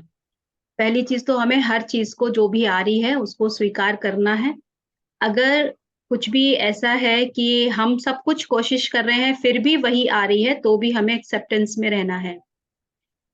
तो इसलिए हमारी लाइफ तभी, और इस लाइफ में अगर आपको ऐसा फील हो रहा है कि आपके इमोशंस या आपके थॉट्स, कि आप पूरी कोशिश कर रहे हैं फिर भी ऐसा हो रहा है, तो भी आप उसे एक्सेप्ट कीजिए। उसके साथ उलझिएगा नहीं, और यही पत्री सर ने कहा है कि एक्सेप्ट कीजिए लेकिन प्यार से कीजिए। जितना हम उलझेंगे या जितना हम रेजिस्ट करते हैं, ये उतने ही और स्पीड में आते हैं। एक्सेप्टेंस से हम काम होते हैं, हम पीसफुल स्टेट में रहते हैं, इसलिए ज्यादा से ज्यादा ध्यान, अपने भीतर की शांति, वो इम्पोर्टेंट है। और ये उथल-पुथल तो चलती रहेगी। ये क्योंकि आपके टेस्ट हो रहे हैं। ये आपके टेस्ट के लिए हैं कि आप सोच रहे हैं अब तो मैं पीसफुल स्टेट में हूँ, लेकिन फिर सामने से एक टेस्ट आता है आपका, और फिर आप एकदम से आपको लगता है अरे मैं तो इस पे इतना काम कर रही हूँ और अभी भी, क्योंकि ये आपके ऊपर वो एनर्जी काम कर रही है। ये एनर्जी वर्क हो रहा है, एनर्जी लेवल पे ये वर्क होता है। तो इसको सिर्फ आप एक, हम कहते हैं ना, ऑब्जर्वर, ये हो रहा है, इसे होने दीजिए, इसे स्वीकार कीजिए। सिर्फ हमें इससे चिपकना नहीं है। जहां हम चिपक जाते हैं वहीं पे हमें लगता है ये मेरे साथ हो रहा है, ऐसा मेरे साथ क्यों हो रहा है, और इस क्यों में हम इतना उलझते हैं कि फिर हम दुखी होते हैं। तो हमें ये जो पूरा हमारा ज्ञान है, ये स्वाध्याय हम करते हैं इसलिए ताकि हम ज्ञान लें। और जैसा कि आपने एक पहला प्रश्न किया था कि जिनको नहीं पता, या जिन वो लोग तो उनको प्रॉब्लम होती है जब उनके साथ ऐसा होता है। तो ये हमारी एक जिम्मेदारी भी बन जाती है कि यदि हमें पता चल गया है, तो हम जिनके साथ भी अगर कुछ ऐसी घटना हुई है तो हम पहले तो उनको टाइम दें। उनको टाइम दें सेटल होने के लिए, और उसके बाद हम उनको बताएं कि आप ध्यान करें। ध्यान करने से धीरे-धीरे उनको अपने समय से सब कुछ होगा, क्योंकि यहाँ पे हम नहीं, एक एनर्जी लेवल पे काम होता है, वो एनर्जी काम करती है।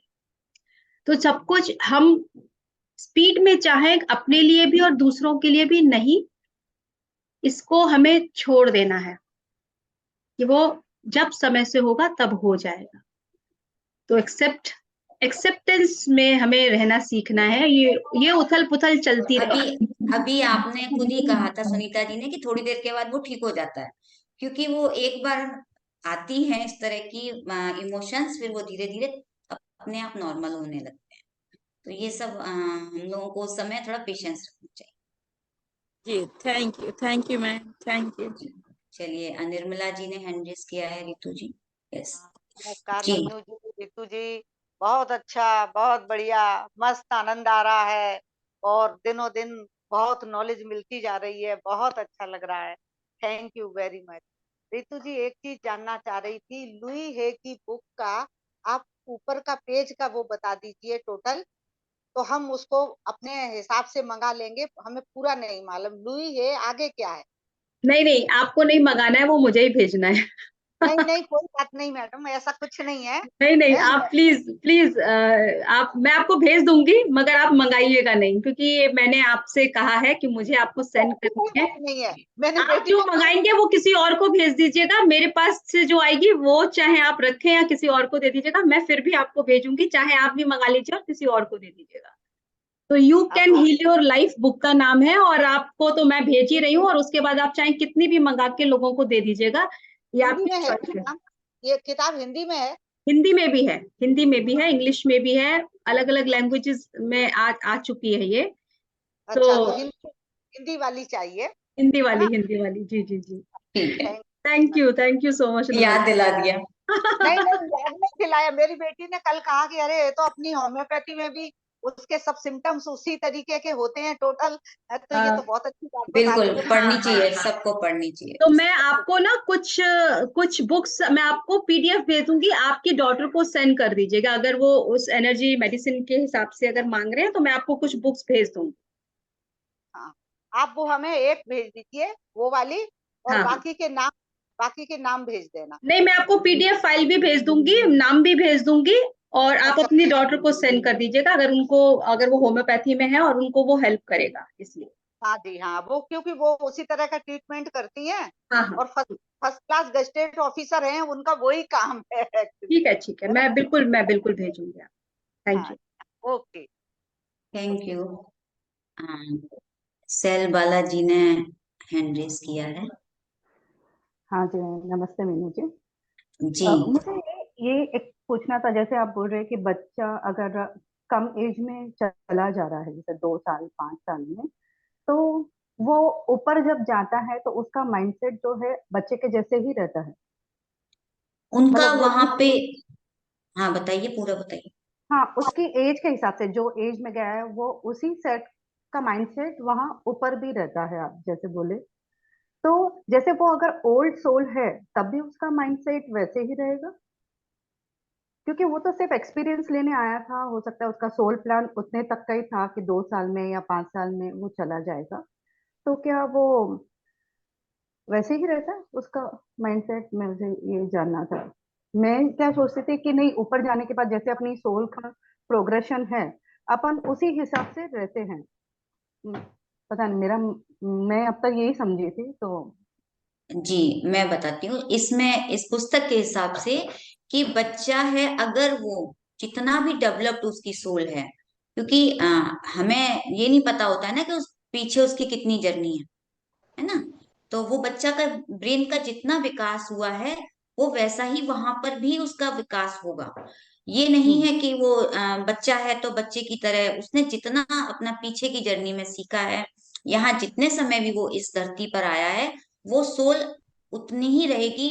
भौतिक शरीर छोड़ने के बाद उसका उस एस्ट्रल वर्ल्ड में जो वहां पे सीखेगा, उसका वहां डेवलपमेंट होगा। मेंटल बॉडी डेवलप होती है, फिजिकल बॉडी नहीं। यही क्लियर है इसमें, है ना। तो आपने जिस बच्चे के बारे में भी आप बोल रहे हैं, वो यहाँ से जाने के बाद जिस जिस उसमें भी गया है कि कौन सी सोल है, कैसी है, वो वहां विकास करेगी। ये तो हमें नहीं पता है ना कि वो ओल्ड सोल है कि मैच्योर सोल है ना। हाँ उसकी अपनी पीछे की जर्नी होगी।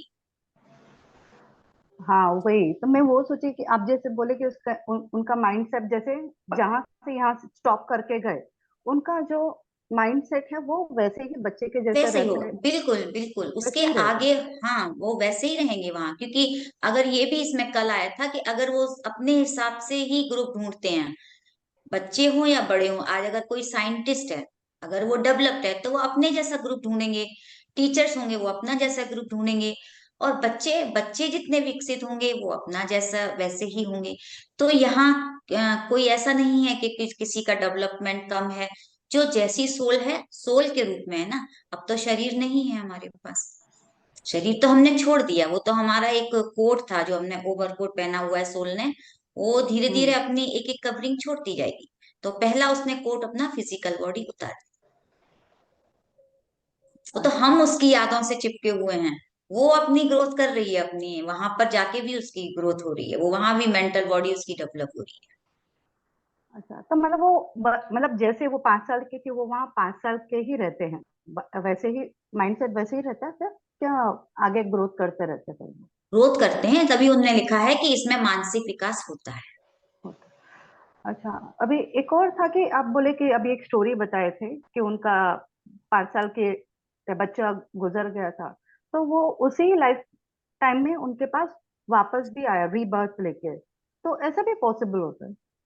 हाँ, इसमें यही स्टोरी है कि अगर कोई बच्चा वापिस आती है, कई बार सोल आती है, उनका सोल प्लान ऐसा होता है, तो वापिस आती भी है, हाँ, तो क्योंकि वो वो इसे 2 साल कंट्रोल की, में आ हाँ, जाते हैं। 5 साल के बाद। ये देखिए, हमें इस सोल्स के बारे में तो कौन सी सोल क्या प्लान करके आ रही है, बस सही हम बात। इतना ही समझ सकते हैं। तो ये आप ज्यादा बेटर होगा कि आप जो उनकी बुक किताबें पढ़ें, सोल्स प्लान, सोल्स गिफ्ट, आपके बहुत सारे प्रश्न के उससे उत्तर मिलेंगे ठीक है ना, मैनेजर, क्योंकि थैंक यू सोल सो क्या प्लान करके आ रही है, उसने क्या सोचा है, पेरेंट्स ने, बच्चों ने, सब तरह के उसमें, हम हर तरह के जो जीवन धरती पे आ रहे हैं अपने फैमिली रिलेशनशिप के, उसमें सब तरह के आते हैं। जो बच्चे हैंडीकैप्ड होते हैं या उनको जो भी दिक्कत है, हर तरह की सोल अपने अपने प्लान करके आती है। तो हम उनको देखते हैं ना यहाँ पर, वो जैसा जीवन जी रहे हैं, लेकिन वो तो उसका अपना प्लान है। हाँ, इसलिए वो तो हमें सोल किसी को प्लान। देखकर ये नहीं करना चाहिए, अरे देखो वो कितने दुखी हैं। नहीं, वो हाँ उनके कर्म हैं, बहुत सारी चीजें मिलती हैं उसमें, कर्मास भी होते हैं, सोल प्लान भी होता है। और यही यही मैं समझा सकूंगी हाँ, अब। नहीं नहीं, ये तो मैं समझ गई। खाली वो आप बोले ना कि अपनी मेंटल स्टेट वैसी रहती है, तो मुझे थोड़ा ऐसे लगा कि नहीं पूछूं, क्योंकि मैं फिर वही सोचती रहती थी ना आगे भी। नहीं, आपने जिसके लिए भी सोचा है वो उसका डेवलपमेंट ऊपर भी हो रहा है, क्योंकि अच्छा। उसको भी तो अपनी यात्रा आगे करनी है ना। उसको भी हम्म। तो, जब उस वहां से एस्ट्रल वर्ल्ड से निकलेगी तो फिर मेंटल वर्ल्ड में जाएगी, फिर कॉजल वर्ल्ड में जाएगी, वहां से उसका रिकार्नेशन होगा। तो सोल तो जितने दिन हमारे पास कोई शरीर है, वो थोड़े दिन है, उसके बाद उसको अपनी ग्रोथ करनी है। तो एक ही याद हमें याद रखना है, आत्मा अपना विकास चाहती है। कितने दिन धरती पर है, कितने उसने दिन यहाँ पर, कुछ महीने हैं, कुछ साल है, उससे उसका कोई फर्क नहीं पड़ता। क्लियर इस चीज में, इस बुक में दिया हुआ कि आत्मा को कोई फर्क नहीं पड़ता क्या परिस्थितियां, कितने सालों के बाद उसने जन्म लिया है, उसको सिर्फ अपने विकास का ही रहता है, बस वो विकास चाहती है आत्मा। हम्म। इसको ठीक है हम ऐसे भी मैनेजर। समझ सकते हैं कि जैसे हम एक जूम सेशन में है, हमने वहां पे कुछ सुना, वहां से हमने कुछ सीखा, उसके बाद हम दूसरे जूम सेशन में गए और हमने कुछ सीखा। Right, we are always learning. हम हमेशा कुछ ना कुछ सीख रहे हैं। तो वो वहां भी एक्सपीरियंस ही कर रहे हैं, विकास ही है, एक ग्रोथ ही है। तो वो जितना भी लर्न कर रहे हैं, जो अर्थ प्लेन पे कर रहे हो, चाहे मेंटल प्लेन पे कर रहे हो, चाहे किसी भी प्लेन पे कर रहे हो, वो विकास ही हो रहा है उनका। और जब भी वो जन्म लेके आते हैं, तो जो भी बच्चे के रूप में आया है, तो हमें पता नहीं होता है जब तक वो थोड़े बड़े नहीं होते हैं कि वो कौन सा सोल है। हाँ, इसलिए हम कैटेगराइज नहीं कर सकते उसको कि ये आपने, अगर हम देखें कि बहुत से बच्चे, बहुत से बड़े लोग ऐसे होते हैं जो अभी भी बहुत बच्चों जैसे ही होते हैं। तो वो नहीं पता कि कितनी अर्ली स्टेज में है उस सोल की।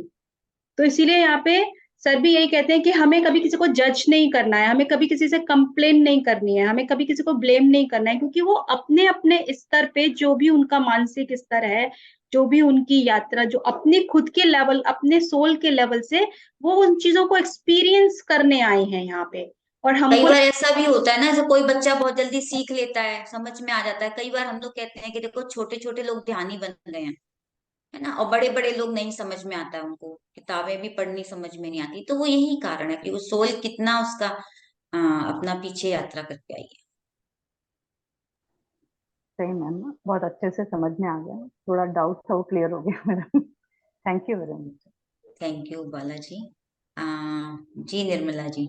हाँ जी, मैं ये बोलना चाह रही थी कि ऐसे ही मैं एक बात बताना चाह रही थी कि मेरी चाची है, मैंने आंखों से देखा, उनकी बेटी 15 साल की थी और वो खत्म हो गई। और जब खत्म हो गई तो उसके बाद वो 2-3 साल के बाद वो खुद उसी घर में उन्हीं माँ बाप के यहाँ पैदा हुई और उसको सब याद था। और जब 2 साल 2.5 साल की हुई तो वो सब बताने लगी कि मम्मी हम ऐसे ऐसे खत्म हो गए थे, लेकिन हमने तो सोच लिया था अपने मम्मी पापा को इन्हीं को चुनूंगी, बस इन्हीं के पास जाऊंगी, इन्हीं के यहाँ रहूंगी। तो हम सब लोग उसको पूछते थे क्या करती थी क्या नहीं, तो बोले जो पेड़ है ना, ये अपना इसी के ऊपर मैं आती जाती थी, कड़ी चावल बनता था तो सूंघती थी, पेट नहीं था मेरे को, मैं सूंघ लेती थी और चली जाती थी, आज क्या बना आज क्या बना। और वो फिर बड़ी होने लगी, उसने वो सब बता रही थी कि हम जब खत्म हुए तो हमें इस पेड़ के नीचे रखा, फिर ये लोग हमको लेके गए, फिर जब हमको ऐसे कर दिया जला दिया तो हम फिर एकदम चले गए। फिर हम सोचते रहे लगातार, और वो उसने फिर बाद में भी उसको खूब बड़े तक याद रहा, हम उसके खूब मजे लेते थे कि और क्या किया और क्या किया। तो बोले मैंने तो ठान लिया था बस यहीं आऊं। तो बहुत मजे लेते थे उसके। तो बहुत तो ये मतलब इस इससे ये समझ में आता है। देखिए वैसे तो अक्सर भूल जाते हैं जब जन्म लेते हैं, लेकिन उनको याद था। हाँ, याद था पूरा। और उन्होंने एक चीज और बताई, जैसे वो पेड़ पर सूंघती थी। तो देखिए कल हाँ, भी ऐसा एक आया था एग्जाम्पल कि हाँ, आत्मा सिर्फ सूंघ के अपनी तृप्ति कर लेती थी। उनकी उसमें कहते हैं ना, आत्मा बस जाती है। उनकी एक यस यस डिजायर इच्छा बॉडी थी, टेस्ट। डिजायर इच्छा थी उनकी कि वो बहुत पसंद था उनको। तो हाँ उनका हाँ वहां पे अटैचमेंट था। हाँ। तो वो कहती थी, हमने कहा तो तुम्हारा पेट तो, बोले पेट था ही नहीं ना, खाली हर चीज सूंघते थे। और वो खूब बड़ी होती रही और हम बाद में उसके साथ खेलते रहे। और पहले भी 15 साल की थी तब भी वो हम लोगों के साथ ही थी।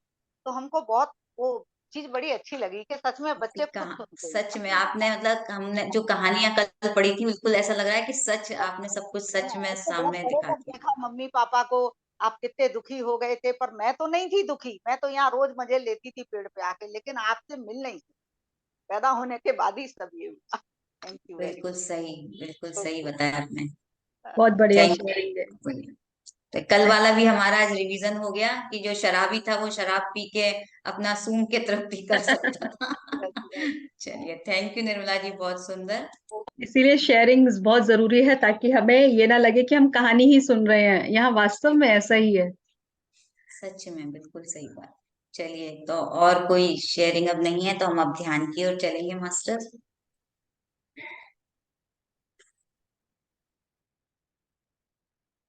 आप म्यूजिक शेयर करेंगे? हाँ, मैं म्यूजिक शेयर करती हूँ। हम सभी आनापानासती ध्यान करेंगे और अवेयर रहेंगे। आज हम जो ध्यान करेंगे कि वही सुंदर अनुभव करेंगे। बच्चों की दुनिया एक सुंदर, कल हमने जैसे कि अपनी सुंदर दुनिया बचाई थी, आज हम बच्चों की दुनिया में चलेंगे। एक अच्छा सा अनुभव। तो अपनी आंखों को बंद कर लें, दोनों हाथों की उंगलियों को फंसा लें, पाँव को क्रॉस कर लें। और जिसको जो भी, बच्चों को जैसे भी हम एंजॉय करें, चाहे बच्चों के साथ खेलें, चाहे क्रिएटिविटी करें, चाहे उनको कुछ सिखाएं, जो आपकी इच्छा हो, आज हम वही करेंगे उस दुनिया में जाके। चाहे किसी अपने से मिलना भी हो, हम मिलकर आएंगे। तो मास्टर्स, अपने आप को पूरी तरह से शांत कर लें। जितना हम अपने शरीर को शांत करेंगे, उतना अच्छी तरह हम गहरे ध्यान में जा सकें। और ऊर्जा, जितनी ऊर्जा हमारे अंदर रहेगी, अपने अंदर पूरी तरह से ऊर्जा को अंदर आने दें। जितनी ज्यादा ऊर्जा हमारे अंदर होगी, हम उतनी आसानी से उस ट्रेवल कर सकेंगे। अपने शरीर को हल्का कर लें, पूरी तरह से हल्का।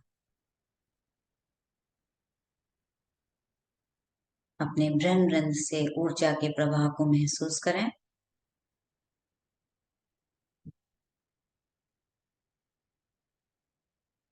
Divine energy.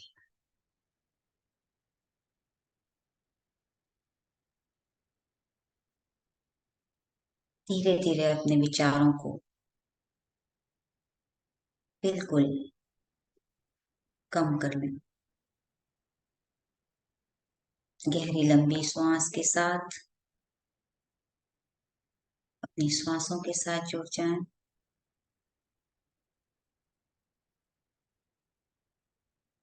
सरल, सहज, स्वाभाविक श्वासें।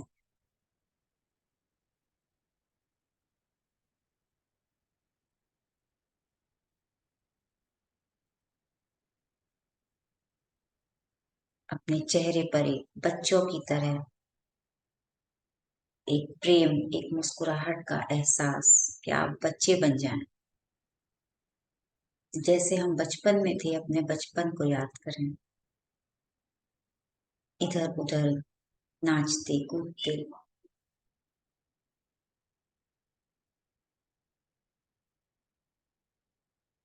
पूरी तरह से शरीर को ढीला छोड़ दो।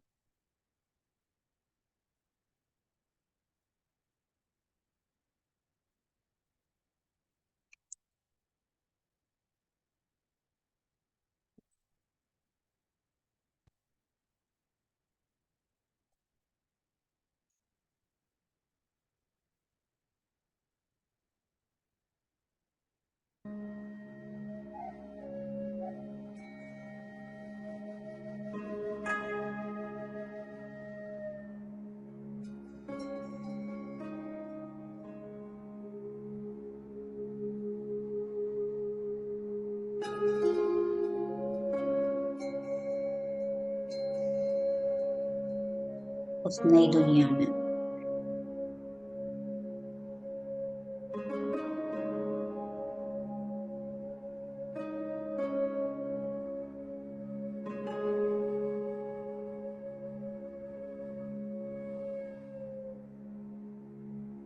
हम सब जाने के लिए तैयार हैं? यस।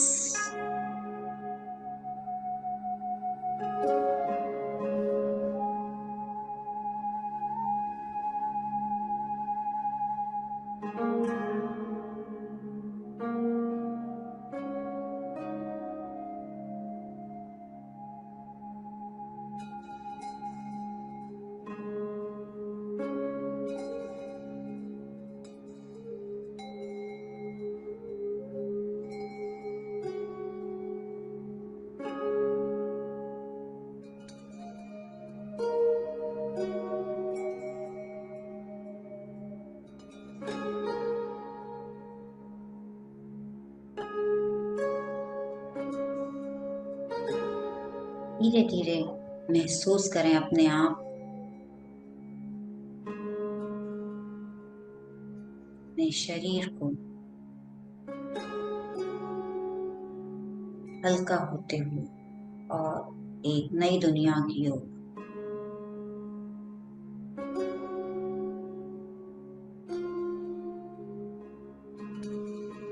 और गहरे ध्यान में जाएंगे तो और उस सुंदर दुनिया की ओर चलेंगे।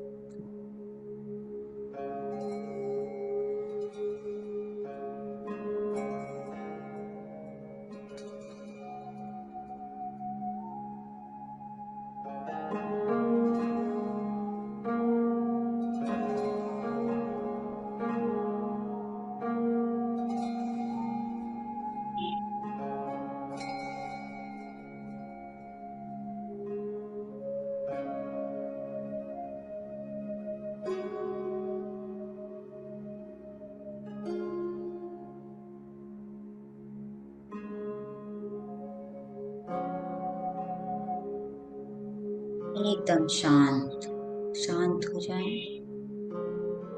कोई सोच नहीं, कोई विचार नहीं।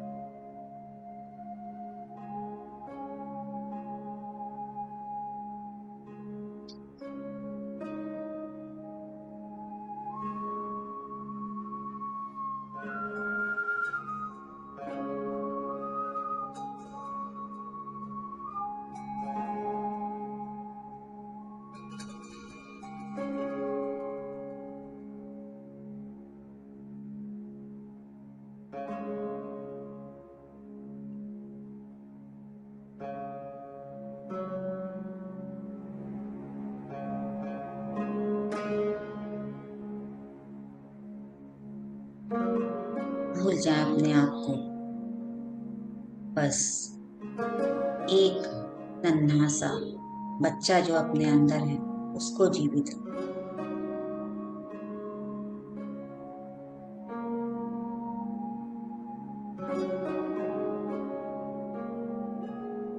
सब चिंताओं को छोड़ के उड़ चलें उस आगे की ओर और अंदर उड़ते चलें गहरे।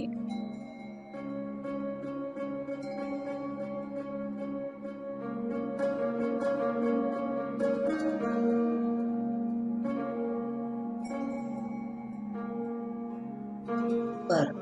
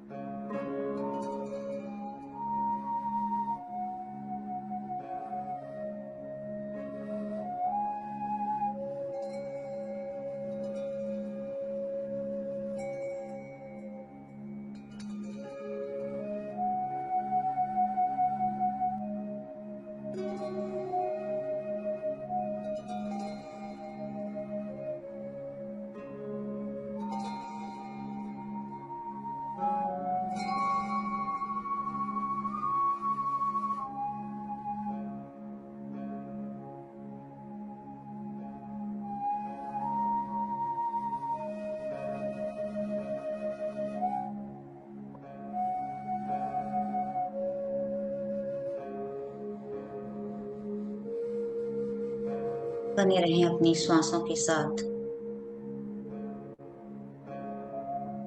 ये श्वासें हमें बहुत दूर ब्रह्मांड में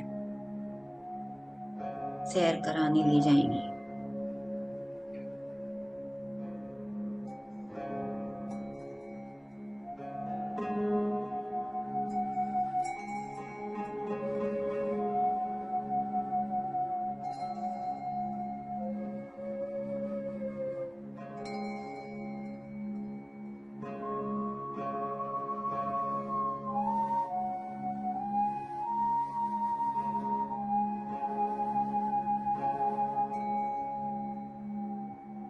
बादलों के बीच, पहाड़ों से ऊपर और दूर,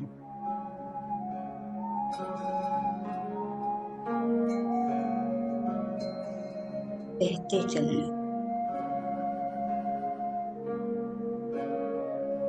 और बादलों से ऊपर आ जाएं। देखें आपके चारों ओर बादल ही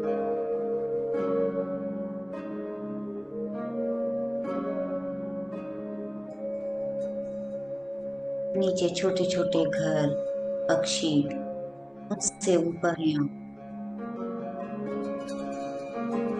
जैसे हम जहाज से झांक कर देखते हैं, ऐसे उड़ते चले और ऊपर उस सुंदर नगर में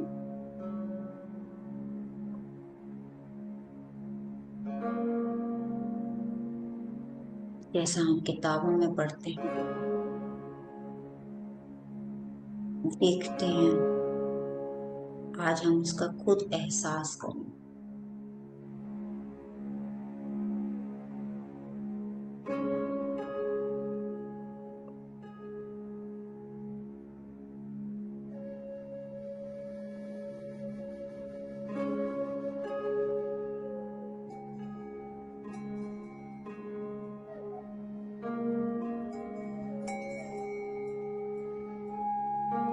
अपनी एक सुंदर नगरी के पहुंच गए हैं, यहीं पर रुक जाएं।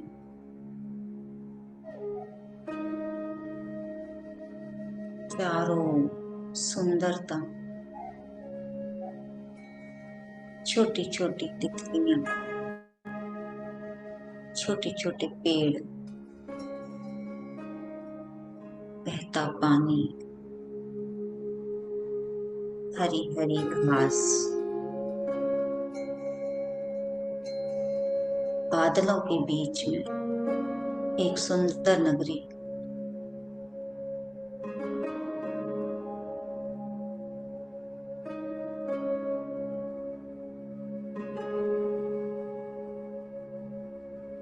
आगे बढ़े, परियों की नगरी।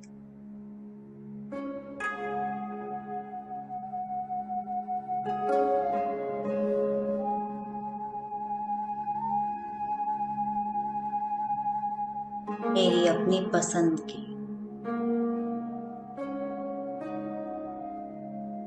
सफेद पंखों वाली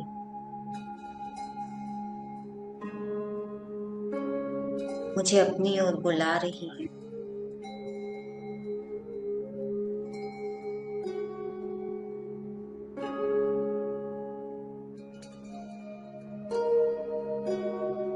आगे बढ़े, बहुत सारे बच्चे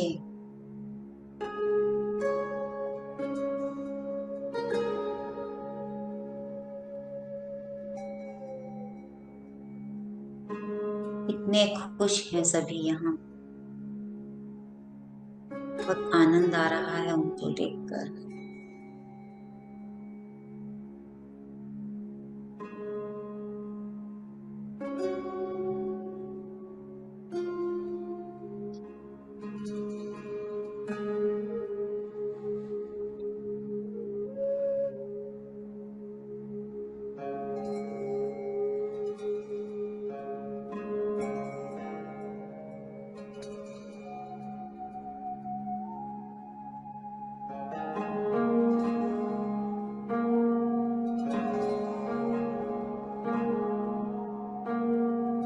कोई खेल रहा है, कोई कूद रहा है, कोई झूला झूल रहा है।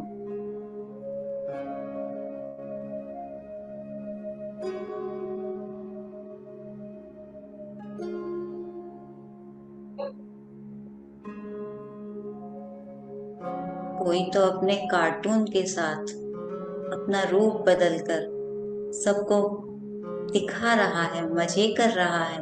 वाह, कितना आनंद है यहाँ।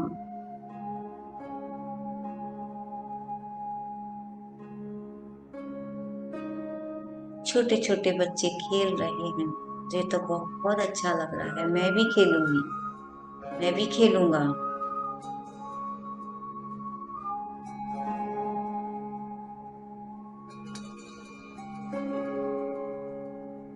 माउथ ऑर्गन भी है यहाँ तो।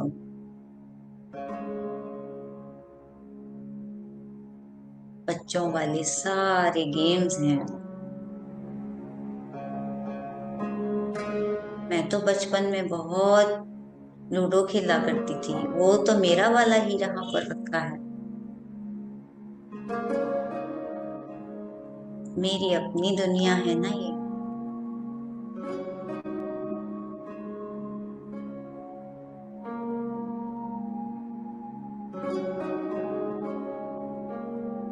बच्चा तो गिटार बजा रहा, मैं तो वहां पे उसका गिटार सुनने जा रही हूँ।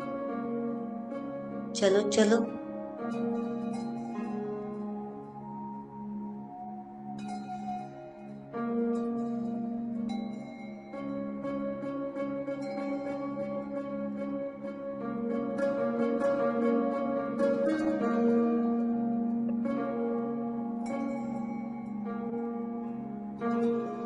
अब तो परियों की कहानी भी, मैं तो यहाँ सुनने के लिए ही आई हूँ। मैं तो यहाँ परियों से ही मिल ली।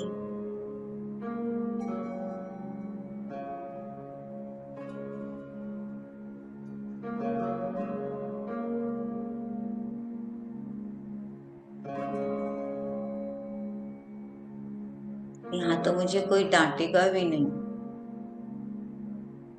कोई कुछ नहीं बोलेगा। जो चाहे सो करो, जितना चाहे खेलो। बहुत समय है यहाँ मेरे पास। मुझे डांट भी नहीं पड़ेगी पढ़ने के लिए।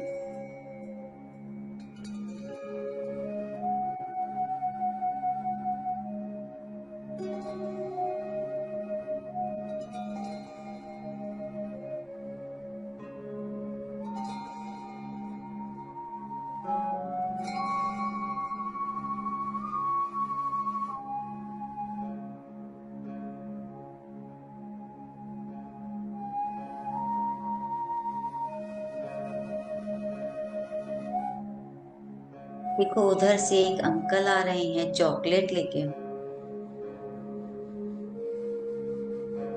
सब बच्चे दौड़ गए, अरे अरे मुझे भी दो।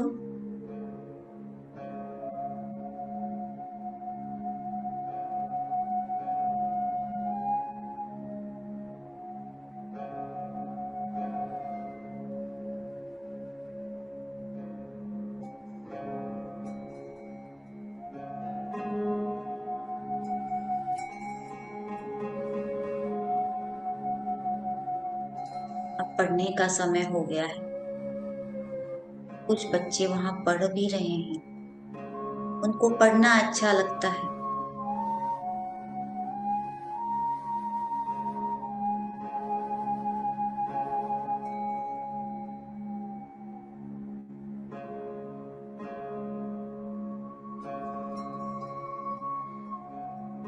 देखो, वहां मैं भी बैठ जाती हूँ, मुझे भी पढ़ना है।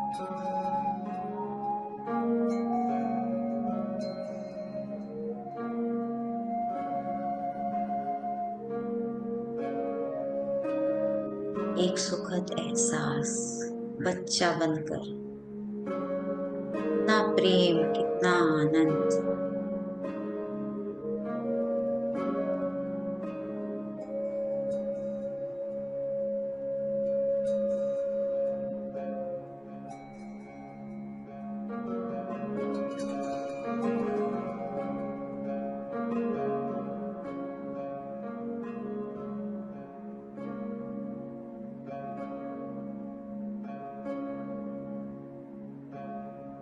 प्रेम को अपने अंदर बनाए रखें मास्टर्स।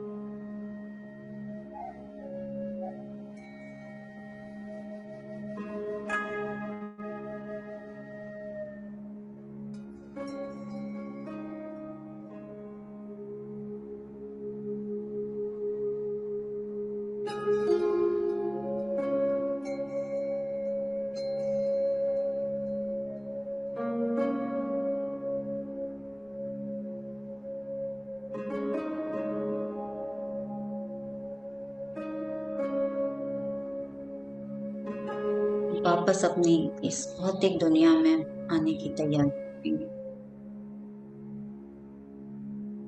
अपने शरीर की चेतना में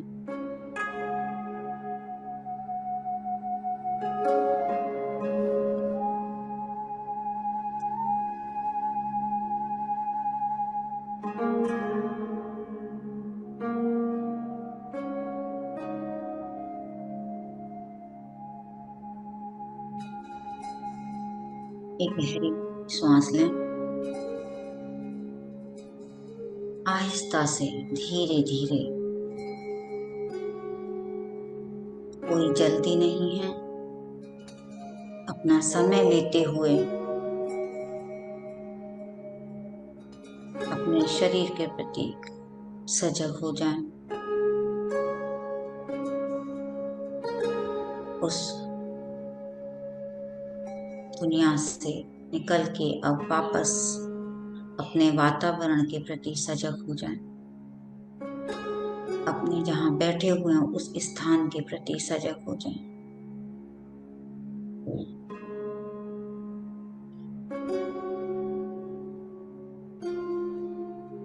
astral masters, spirit guides, angels, सभी जितने भी यहाँ masters, non physical, physical masters, सभी को एक ग्रेटिट्यूड, धन्यवाद का भाव। इतना सुंदर, इतना ज्ञान, इतना प्रेम, इतना आनंद जो आज हमें मिल रहा है। पत्नी सर को धन्यवाद, अपने माता पिता, अपने गुरुजन।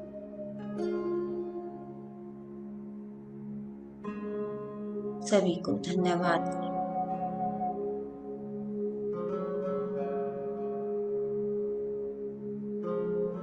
अपने उस बचपन को याद किया, उस बचपन को भी धन्यवाद कहेंगे जो आज भी हमें वो खुशियां देकर हम जीवित रखता, खुश रखता है। धन्यवाद कहें उसको, उस समय को, आज के समय को,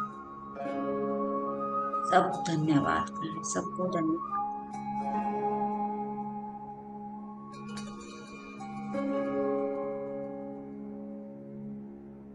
अपने दोनों हाथों की हथेलियों को आंखों के ऊपर मास्टर्स। 5 4 3 2 1 0। और अपने इस शरीर में वापस आ गए हैं और उस आनंद को चेहरे पर पूरी तरह से महसूस करते हुए आंखें खोल के thank you, thank you, thank. और इन बादलों से निकलकर अब हम अपने इस प्लेटफॉर्म पे पहुंच जाएं। Thank you Ritu ji. Thank you mummy ji, बहुत सुंदर ध्यान, thank you so much. Thank you.